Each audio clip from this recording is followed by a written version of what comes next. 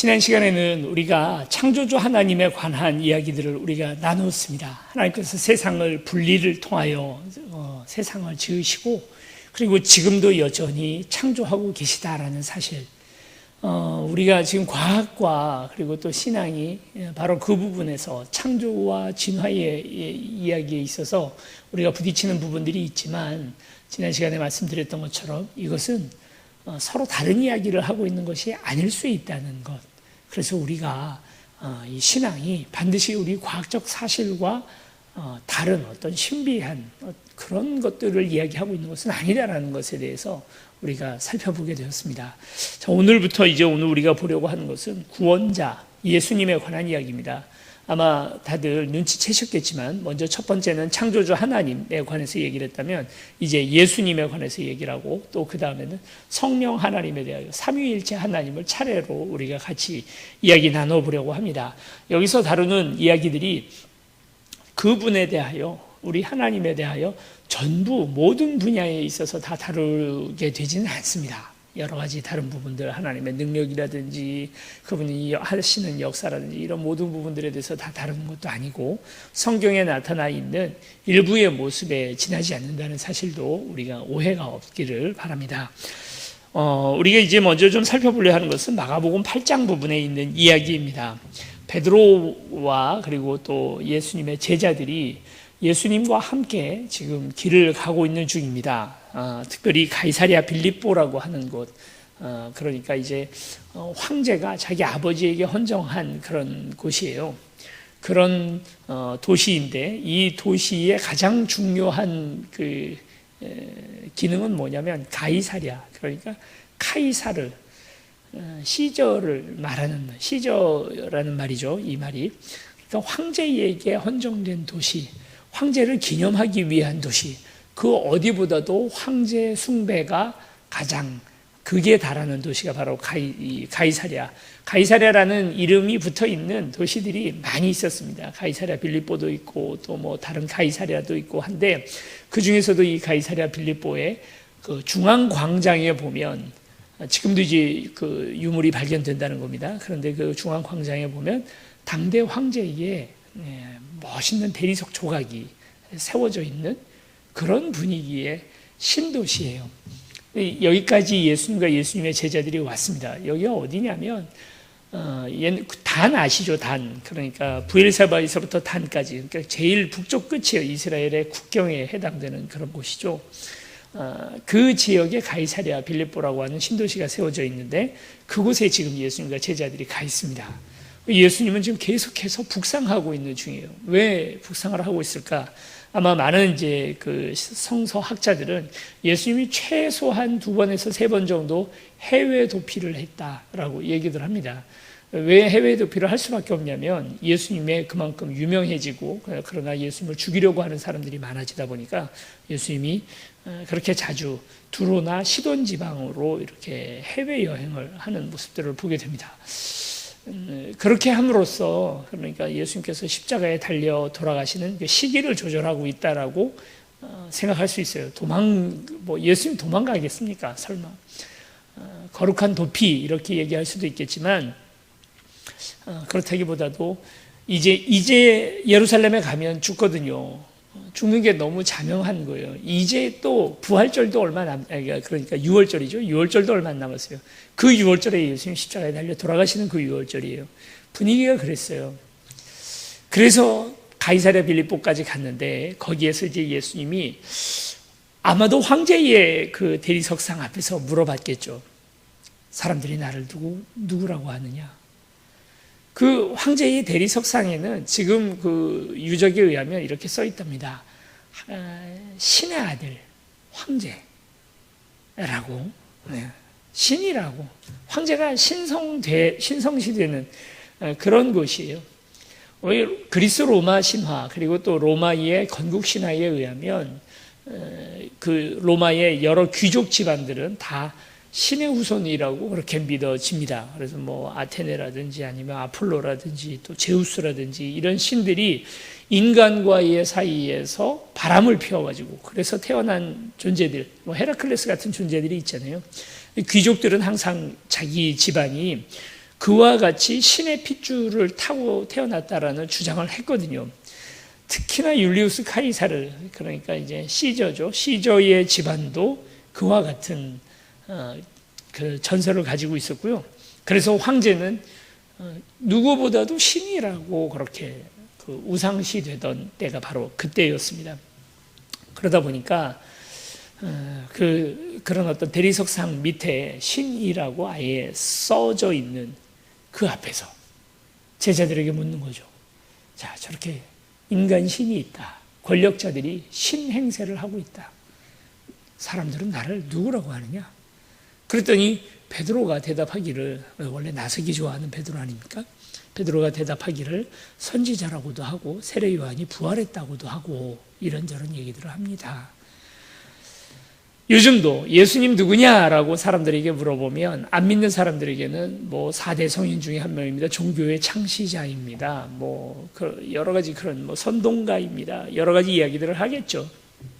그렇게 얘기를 해요. 근데 이제 핵심 질문은 그 다음 질문인데요. 너는 나를 누구라고 하느냐? 너희는 나를 누구라고 하느냐? 이렇게 물어보죠. 예수님을 누구라고 하느냐 하는 것이 우리에게 굉장히 중요합니다. 중요한 질문이고 우리 신앙인에게 있어서 그게 가장 중요한 질문이기도 합니다. 과연 예수님이 누구인가? 베드로의 대답은 이거죠. 주는 그리스도시요 살아계신 하나님의 아들이십니다. 라고 얘기합니다. 예수님이 깜짝 놀라셔요. 예수님이 놀랬을까? 다 알고 계셨을 테니까. 답장을 다 열어보신 분처럼 모든 걸 다 알고 계셨으니까 그랬을까? 이 놀람은 이럴 줄 몰랐는데 이랬다 하는 것에 대한 놀람이 아니라 경탄이고, 그리고 또 뭐랄까요? 일어난 일에 대한 찬양인 거죠. 그런 의미에서 놀라십니다. 놀라셔서 베드로에게 대답하기를 너의 이 고백은 사람에게서부터 온 것이 아니고 너가 배워서 이렇게 한 것도 아니고 하나님으로부터, 성령이 아니면 그런 고백 못한다 하고 이야기를 하시는 거예요. 그리고 이제 베드로에게 약속하시기를 너는 바위다. 이 이름 베드로라는 이름 자체가, 그리고 또 예수님께서 베드로에게 붙여주신 별명이 게바 아닙니까? 이게 다 바위라는 뜻을 가지고 있어요. 너는 반석이다. 이전에는 너가 돌짝밭과 같이 농사 짓기에는 참 힘든 땅, 아무리 갈아엎어도 또 그냥 바위같이 그런 땅이었다면 이제는 너의 위에 교회가 세워질 것이다. 그래서 사상 누각, 모래 위에 지은 집이 아니라 바위 위에, 이 든든한 믿음의 고백 위에 하나님의 나라 교회가 세워질 것이다 라고 이제 그렇게 베드로에게 얘기를 하는 거죠. 이게 뭐 뒷얘기입니다만 이 베드로가 나중에 로마에 가서 로마에서 순교했다. 근데 이제 그건 역사학자들마다 다르게 얘기하는데요. 이제 로마 사람들은 그렇게 믿고요. 그리고 로마 교회의 초대 담임 목사, 초대 주교가 되는 거죠. 그리고 베드로에게 천국의 열쇠, 땅에서 매면 하늘에서도 매이고 또 땅에서 열면 하늘에서도 열리는 천국 열쇠를 줍니다. 그래 이제 이걸 가지고 천국 소문지기가 베드로이며, 그리고 로마 교회의 초대 목사가 베드로니까 로마 교황, 그 베드로의 뒤를 잇는 교황이 천국 열쇠를 가지고 있는 절대 권력자, 이렇게 간 거예요. 예, 그런 의미인데 이 얘기가 아니죠. 예수님 얘기는 뭐냐면 베드로의 그 굳건한 신앙 고백, 예수님이 누구냐 하는 것에 대한 신앙 고백 위에 교회를 짓겠다는 그 말씀이시죠. 말씀은 그렇게 되거든요. 이 신앙의 고백, 예수님에 대한 신앙의 고백이 교회의 근간입니다. 근간 정도가 아니라 그게 뿌리고 그게 전부예요. 교회는 예수 그리스도께서 하나님의 아들이시고 그분이 하나님이라는 사실, 이 고백 없이는 교회가 아니고 믿음이 아닙니다. 여러분들에게 만약 예수님이 누구냐고 물어본다면, 이게 똑같은 질문을 받는다면 여러분 어떻게 대답하시겠습니까? 물론 이제 그 다음에 이제 다음 장면이 또 중요하잖아요. 그때부터 예수님께서, 그전에는 십자가에 관한 얘기 한마디도 안 하시다가 그때부터 예수님이 십자가를 가르치기 시작하셨다는 거예요. 이제 내가 십자가 지러 간다 하는 얘기를 예수님만 알고 계시던 비밀을 이제 제자들에게 얘기하고 이렇게 해야만 이제 하나님께서 우리를 구원하실 수 있다는 얘기를 하시는 거죠. 그리고 가던 길이 북상하면서 해외를 향하여 나아가던 예수님이 다시 이제 예루살렘으로 유턴하시게 되는 자리가 바로 이 신앙 고백 위에서 이루어지는 겁니다. 그랬더니 베드로가 절대 안 됩니다. 못 갑니다. 그렇게는 안 되겠습니다. 이제 이러고 막 말려요. 인간적인 계획이라고 할 수 있고요. 이걸 이제 예수님께서 뭐라고 대답하시냐면 사탄아 내 뒤로 물러가라. 내 뒤로 물러가라 이렇게 말씀하시는데요. 이거 원어로 보면 뭐냐면 나를 따르라. 사탄아 왜 뭘 따라가는 거니 너 자신을 따라가는 거니 네 맘대로 가는 거니 그러지 말고 날 따라와. 베드로를 향하여 사탄이라고 얘기한 것에 대해서는 논쟁이 많습니다. 왜 어떻게 한 사람이 사탄일 수 있는가? 베드로가 바로 그 앞에서는 어떻게 보면 인류가 지금껏 하나님께 받은 칭찬 중에 최고의 칭찬을 받았잖아요. 그리고 바로 그 다음 장면에서 동일하게 인류가 지금껏 하나님께 얻었던 저주 중에 최악의 저주를 당하죠. 이렇게 뭐 극과 극을 오고 가고 있는 베드로의 모습을 봅니다. 이제 그걸 보면서도 우리가 이 베드로는 그저 인간일 뿐이고, 그리고 그의 고백이라는 것도, 그리고 우리의 신앙 고백이라는 것도 이렇게 될 수 있구나. 한순간 최고의 자리에까지 신앙의 고백을 하다가도 바로 그 다음 순간 사탄에 준하는 그런 말들, 또 시험들 만한 일들, 이런 것들을 할 수 있는 게 우리 인간이라는 거예요. 자, 어쨌든 이 신앙의 고백을 듣고 십자가를 가르치시기 시작한 예수님이 이제 불과 한 일주일, 짧게는 일주일 아니면 한 열흘 사이에 이제 십자가에 달려 돌아가시게 됩니다. 이제 그러기 바로 직전에 마가복음 9장에 보면 예수님께서 예수님의 제자들, 그 중에서도 이제 특별한 제자들, 베드로, 야고보, 요한만 데리고 높은 산, 일설에 의하면 거기가 가이사랴 빌립보였으니까요. 단 맨 위쪽이잖아요. 거기에 헐몬산이 바로 있거든요. 여기서 사는 헐몬산일 거다 이렇게 얘기하시는 분들도 있습니다. 근데 이제 성경에는 헐몬산이라고 얘기가 나오진 않고요. 어쨌든 변화산, 우리는 이렇게 알고 있잖아요. 그 위에 예수님께서 올라가셔서 모세와 엘리야를 만나죠. 모세는 그러니까 제사장의 대표격이라면 엘리야는 선지자의 대표격인 분입니다. 그렇게 해서 예수님과 셋이서 만나서 같이 상의하는 모습을 보게 돼요. 이걸 보고 예수님의 제자들은 무슨 얘기를 했는지는 단 한마디도 받아 적지 못해요. 그러니까 무슨 얘기를 했는지를 듣지도 못하고 너무 놀래요. 예수님의 원래 모습으로, 그러니까 갈릴리에서, 나사렛에서 목수로 살아가던 그 투박하고 어떻게 보면 누구도 저 사람이 하나님의 아들일 거다라고 알아볼 수 있는 외모가 아니었거든요. 그랬는데 그 변화산에서만큼은 하나님의 아들의 모습을 보여주죠. 나중에 요한계시록에 나오는 그 모습입니다. 빨래하는 자가 더 이상 더 희게 할 수 없을 만큼 그렇게 하얀 옷을 입으시고 하얀 머리에 눈에서는 번개가 튀어나오고 입으로는 양날선 검이 튀어나오는 그런 무시무시한 모습이죠. 괴물 같은 모습, 외계인 같은 모습, 신적인 모습을 베드로와 제자들에게 보여주십니다. 아무에게도 얘기하지 말라. 오늘 본 거를 나중에 내가 부활할 때까지 절대 얘기하지 마라. 이 얘기를 하는데, 그러니까 하나님이시라는 사실에 대해서 제자들에게 분명하게 보여주는 거죠. 그때 베드로가 너무나 경황이 없어서, 이렇게 경황 없는 중에 그래도 그게 너무 좋으니까 큰 감격이 있어서 그랬겠죠.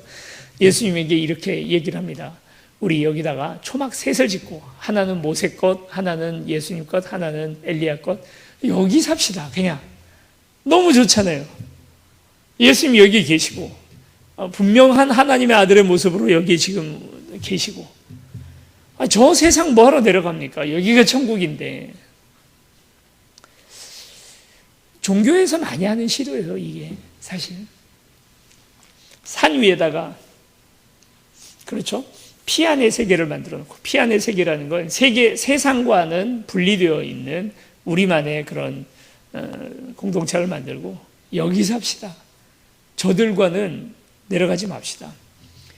딱 당시에, 그러니까 이 예수님이 활동하시던 이 시기에도 그렇게 모여 있는 사람들이 있었습니다. 에세네파라고 하죠. 광야에서 몸을 씻어가며 성경만 쓰고 세상과는 전혀 소통하지 않고 최소한의 금융거래만 하면서 그렇게 모여 사는 공동체, 에세네 공동체가 있었어요. 그렇게 살자는 거예요. 베드로 얘기는. 뭐 더 필요 없잖아요. 우리도 그러고 싶지 않으세요? 저는 자주 그러고 싶어요. 세상과 그냥 단절하고, 그리고 정말 마음 맞는 신앙인들끼리 같이 모여서 우리끼리만 살아가는 그런 공동체. 그러면 참 너무나 좋은데 예수님 그렇게 하지 않으시죠. 베드로가 이렇게 얘기를 했는데도, 주막 셋을 짓자고 얘기를 했는데도 예수님은 그 말에 아무 대답도 하지 않으시고 산 밑으로 내려가십니다. 내려가면 뭐가 기다리는 거예요? 바로 그 다음 장면이 십자가 달리는 장면이거든요. 세상과 분리되어서 복음은 있을 수 없어요. 십자가는 교회의 첨탑에만 걸릴 수 없습니다. 예수 그리스도의 십자가는 세상 한가운데에 찍혀 있어요. 이제 전에 있던 그 안양에 가면, 안양에 아주 조선시대 때서부터 이렇게 환락가가 펼쳐져 있는 그런 동네가 있어요.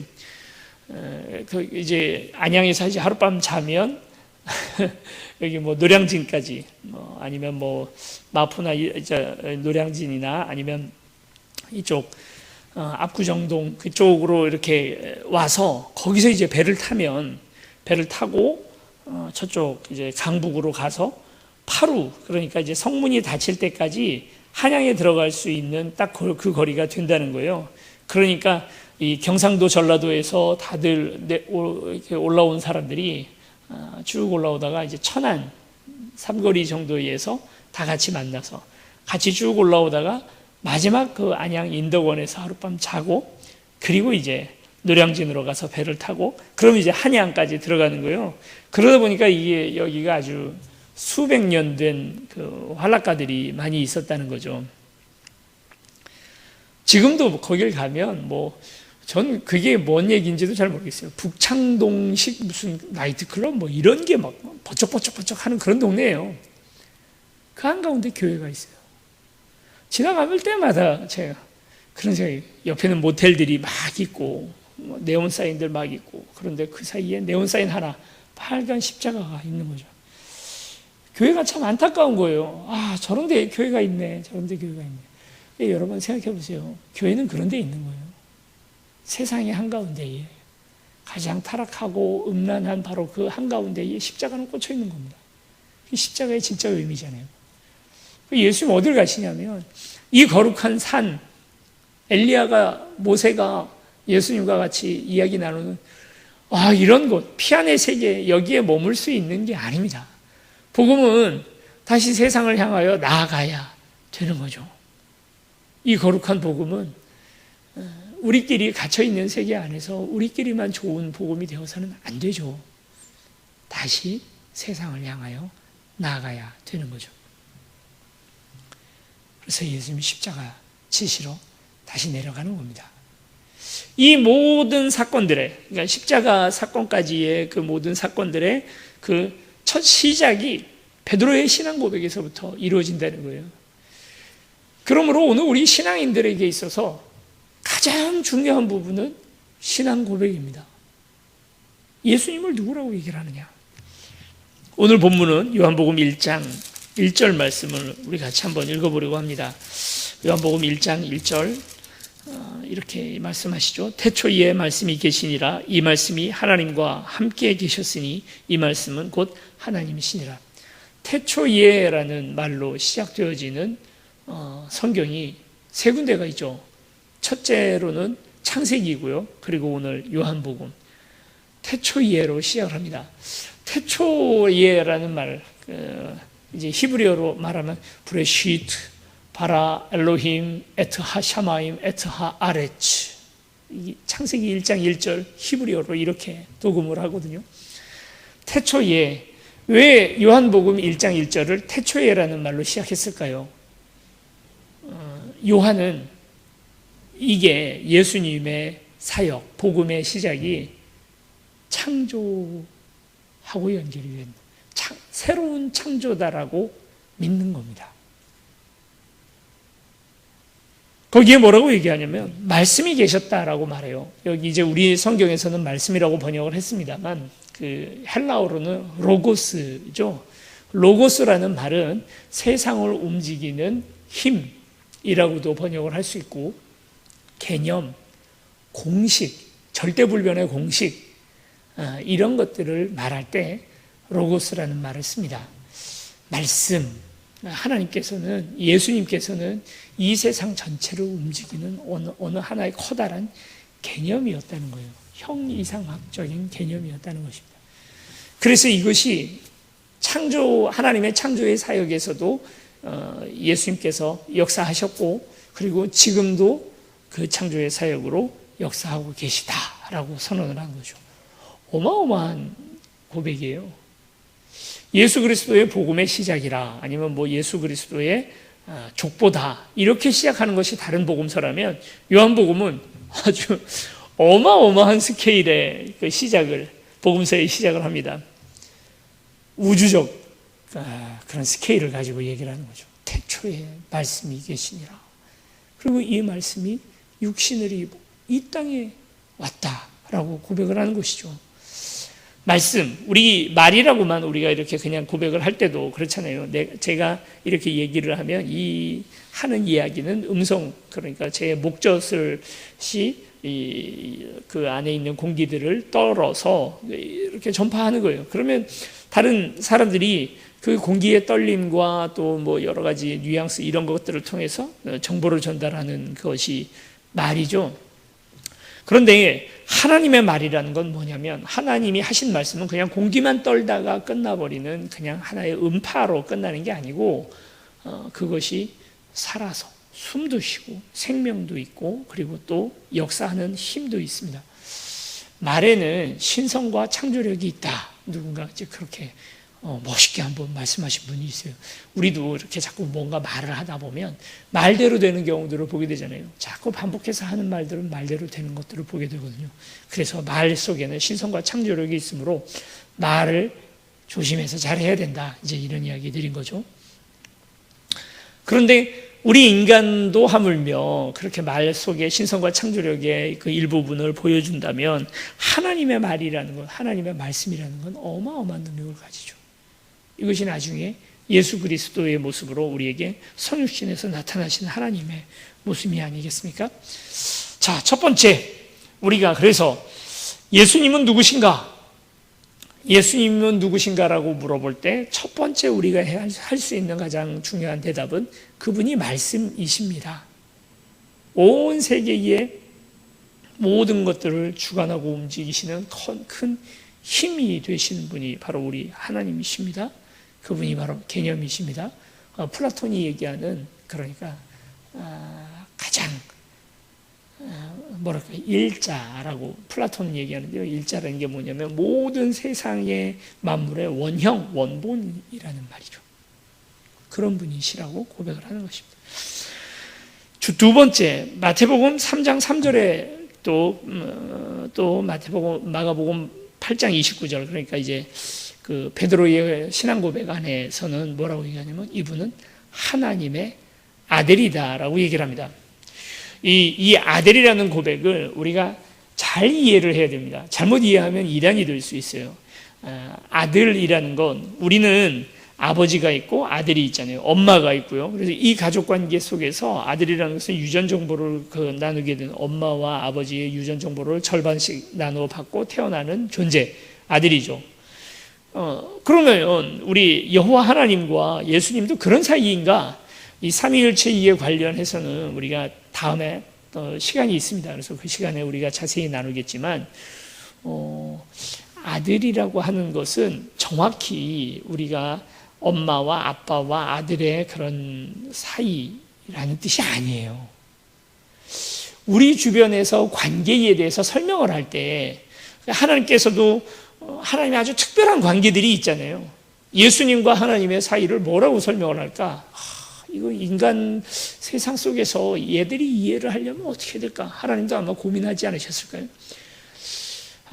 이걸 스승이라고 말할 수도 없고, 이거 뭐, 친구라고 얘기하기도 어렵고, 가장 비슷한 관계, 인간 사이에서도 있지만 있는 관계들 가운데에서 가장 이걸 설명하기에 좋은 관계가 부자지간이겠구나 해서 아들이라고 한 거예요. 이 아들이라는 것을 그냥 문자 그대로 아들이라고 우리가 해석을 해버리고 나니까 무슨 문제가 벌어지냐면 엄마는 어디 있는데? 이렇게 되는 거예요. 누가 엄마냐? 장길자가 엄마다. 장길자, 안상홍의 아내인가요? 그렇게 되죠. 거기가 엄마 하나님이다. 말도 안 되는 얘기죠. 이 엄마 하나님의 자리에 여럿이 왔다 갔다 했습니다. 옛날에 성모 마리아도 이 자리에 왔다 갔다 했고, 여신의 모습을 가지고 있는 그런 사람들은 항상 이제 이 자리에 자꾸 오는 거죠. 그렇게 성경을 잘못 해석하면 안 돼요. 혹시 성령님이 여성 아닐까? 그래서 여호와 하나님과 성령님이 결혼을 해서 그 사이에서 예수님 태어난 건가? 말도 안 되는 얘기들입니다. 다. 이게 그렇게 그런 얘기들이 아니에요.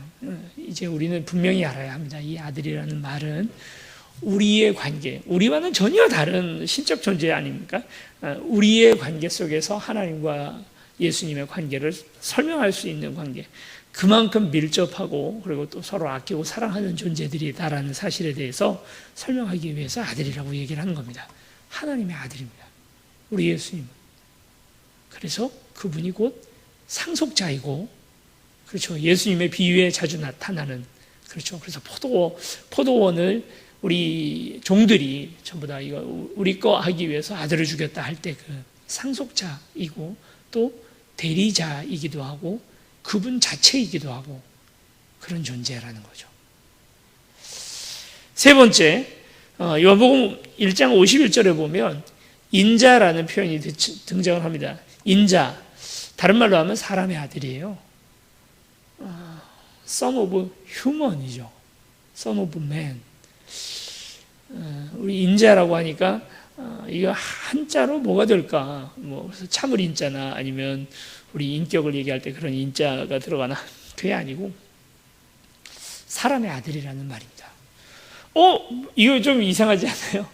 인자라는 말은 사실 다니엘서나 그 앞에 선지서들에 보면 그리고 또 에스겔서에서도 인자라는 얘기가 나오고요. 그렇게 해서 이 인자라는 말 자체가 이미 그리스도 메시아를 상징하고 있었습니다. 그러나 원래 말뜻 그대로를 그냥 다 따져보면 우리 앞에서는 하나님의 아들이라고 말했고 이 예수님을, 그리고 뒤에서는 또 사람의 아들이라고 얘기를 하고 있는 거예요. 자, 하나님의 아들이자 또 사람의 아들이기도 하신 분이 예수님이네요. 하나님 신성이 예수님 안에 있죠. 그분이 하나님이시니까. 그러나 그럼에도 불구하고 우리가 예수님은 또 인간의 모습으로 이 땅에 오시면서 인성을 그대로 가지고 계십니다. 울고 웃고 또 지치고 배고프고 허기지고 욕구가 있었던 분이 예수님이세요. 태어나면서부터 우리가 잘 아는 그런 예수님이 아니었고 처음에는 애기였어요. 철없어 보이는 그냥 어린 아이에 불과했다고요. 그렇게 우리에게 온 거예요. 이제 우리 있는 질문이 그거죠. 그러면 예수님 안에 인성과 신성의 비율이 어떻게 될까? 무슨 말이냐면 인간과 신이 마치 합쳐진 것처럼 이렇게 되어 있으니까 헤라클레스 같은 그런 존재는 제우스와 그리고 인간 여자 사이에서 태어난 존재 아닙니까? 그러다 보니까 인간처럼 죽기도 하지만 그러나 신처럼 강력한 힘을 가지고 있기도 하잖아요. 그게 헤라클레스 아닙니까? 그리스 로마 신화를 아는 사람들에게 있어서는 예수님은 헤라클레스 같은 존재예요. 인간과 신 사이에서 태어난 존재 아닙니까? 그러면 헤라클레스가 50대 50 아니겠어요? 그러면 예수님 안에는 그 신성이 몇 대 몇으로 있을까? 50대 50일까? 아니죠. 그리스 로마 신화는 신화일 뿐이고요. 성경에 나오는 예수님은 100% 신이십니다. 하나님이시죠. 그런데 100% 인간이기도 합니다. 그분 안에는 신성과 인성이 50대 50으로 자리를 이렇게 갈라선 게 아니고 100대 100으로 함께 겹쳐 있어요. 100% 인간입니다. 예수님은. 또 100% 하나님이십니다. 여러분 이거 어떻게 설명하시겠어요? 설명이 돼요? 이해가 돼요? 이해가 안 가요. 이런 걸 우리가 신비라고 말하는 거죠. 이와 같은 신비, 역설, 파라독스 이런 것들은 기독교에 참 무수히도 나타납니다. 앞으로도 우리가 이 성경을 하나하나 따져가면서도 여러 차례 이런 부분들을 우리가 발견하게 될 겁니다. 100%.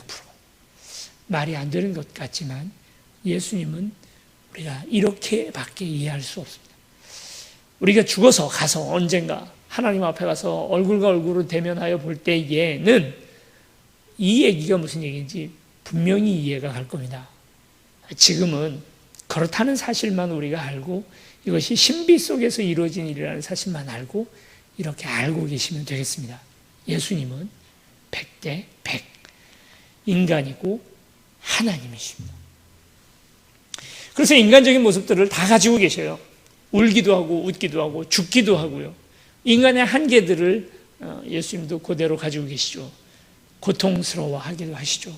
십자가에 달려 돌아가실 때 그분 그래도 하나님 아들이니까 덜 아프지 않았을까? 전혀 그렇지 않잖아요.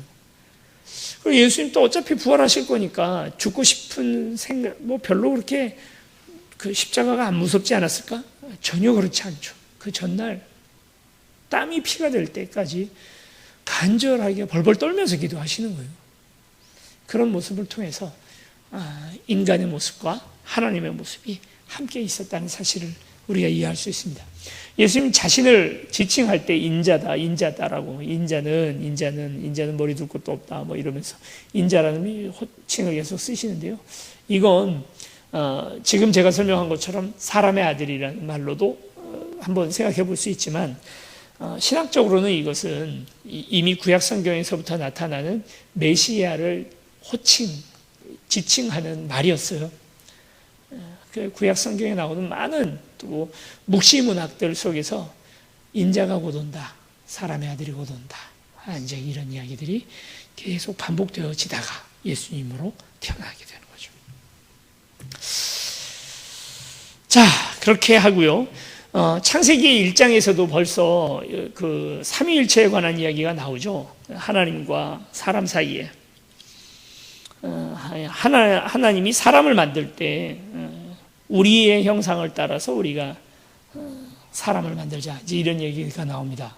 여기서 이제 우리라는 말이 이미 성자, 성부, 성령 이 셋이 하나이고 하나가 셋이다라는 사실을 우리에게 이야기를 해주고 있죠. 그래서 우리 예수님이 삼위의 하나님이라는 사실을 우리에게 얘기해 주는 것 아니겠습니까? 삼위일체에 관련된 이야기를 우리가 다음 주에 같이 이야기를 좀 나눠보려고 합니다. 오늘은 우리가 이제 개략적으로 예수님이 어떤 분이신지에 대해서 보았고 우리의 신앙의 고백도 이와 별로 다르지 않기를 원합니다. 그래서 우리에게 예수님은 그저 좋은 분, 착한 분, 아니면 공자님처럼 성자 중에 한 명, 전혀 그렇지 않고 이분이 바로 하나님이시며 온 우주의 섭리이자 법칙 자체이시며 그리고 인간의 몸으로 오늘 이 땅에 오셨고 우리의 구원자라는 사실이 저와 여러분들의 입술에서도 베드로와 같이 그렇게 신앙의 고백들이 되어지기를 축원합니다. 베드로가 그 예수님에게 받았던 그날의 최고의 교훈이 뭐였을까요?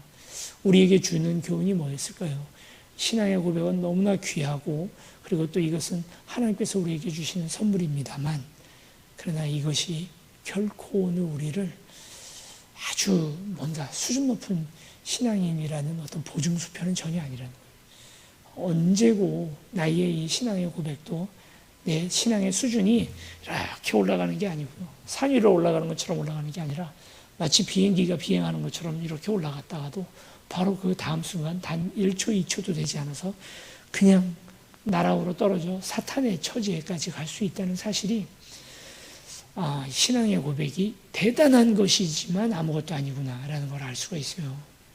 아무것도 아니라는 건 무슨 말이냐면 그 신앙 고백 자체는 우리를 구원하고 그리고 하나님께서 우리에게 주시는 분명한 선물이지만 내가 자랑할 수 있는 건 아니라는 거예요.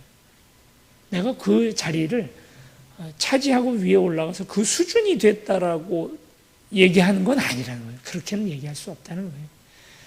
그래서 여러분들께 좀 부탁드리는 것은 우리 같이 다 이렇게 신앙생활 하잖아요. 수십 년 신앙생활 하신 분, 아예 모태신앙으로 태어나면서부터 신앙생활 하신 분도 있고 이제 막 신앙의 첫걸음을 내딛는 분도 있어요. 이게 무슨 수준 얘기하는 것처럼 쟤는 저 정도 수준, 이제 한 걸음 내디뎠구나. 신앙은 그런 게 없어요. 신앙은 이렇게 올라가는 그림이 아니라 이렇게 째는 그런 거죠. 절대 교만하면 안 돼요. 그래서 목사도 그러면 안 되고요. 그렇잖아요. 내가 내 신앙 수준이 이만큼 됐어. 뭐가 그만큼 돼요? 그런 이제 신앙 수준 자체가 없다니까요. 그런 거 없어요. 그냥 오늘 겸손한 마음으로 이 신앙 고백하면서 오늘 하루를 겨우겨우 살아내는 거 아닙니까? 솔직히. 기도 막 30년 동안 하루에 몇 시간씩 기도를 해서 이만큼 공력을 끌어올린다? 여러분 지금 무슨 종교를 믿는 겁니까? 도저히 그런 건 없어요. 그런 걸 믿으면 안 돼요. 우리가 믿는 건 하나님입니다. 내 안에 쌓여진 공력이나 경험이나 신앙의 수준 같은 건 다 아무것도 아니에요. 진짜 그런 개념 자체가 원래 없어요. 오늘 하루 그냥 겸손하게 예수님 누구신지에 대한 신앙 고백으로 오늘 하루를 살아가고 그 예수님께 의지하고 살아가는 저와 여러분이 됐으면 좋겠습니다. 기도하겠습니다. 사랑과 은혜 많으신 아버지 하나님, 감사합니다. 예수 그리스도를 우리에게 보내어 주셔서 당신의 아들이고 하나님의 말씀이고 또 온전한 인간의 모습으로 우리에게 약속하셨던 메시아의 모습으로 오늘 우리에게 예수 그리스도를 보내주시니 감사합니다. 이제 그 예수님을 힘입어 이 땅 살아가는 모든 이들에게 하나님께서 함께하여 주시고 모든 함께 지금 이 예배를 드리고 있는 모든 이들의 입술에서 신앙의 고백을 찾아 주시옵소서. 예수님을 한 걸음 더 깊이 알기를 원합니다. 주님, 그러나 이것이 내 자랑이 되지 않게 하시고 나의 공로가 되지 않게 하시고 아버지 하나님, 그저 단 한 걸음 또 절벽 밑에 떨어질까 봐 주님 그 한 걸음을 조심하는, 실족하지 않으려 애를 쓰는 우리가 되게 하여 주시옵소서. 감사드리며 예수 그리스도 이름으로 기도드립니다. 아멘.